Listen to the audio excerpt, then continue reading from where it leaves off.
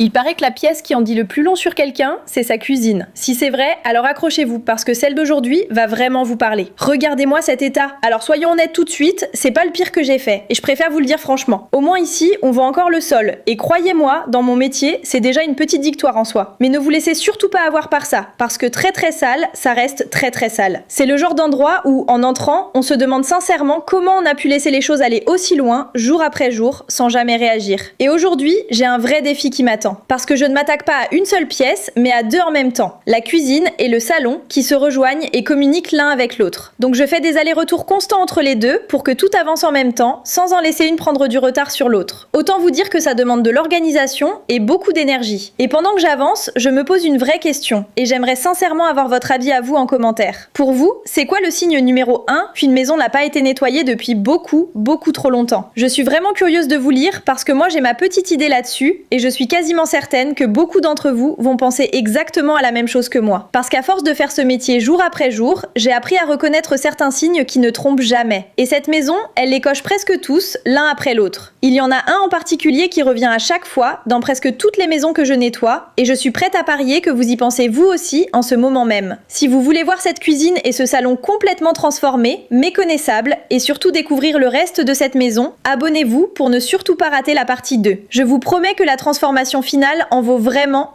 la peine et que vous n'allez pas être déçus. Parce que ce que vous voyez là, aussi impressionnant que ça puisse paraître, ce n'était en réalité que le tout début. Le reste, je vous montre absolument tout dans la partie 2.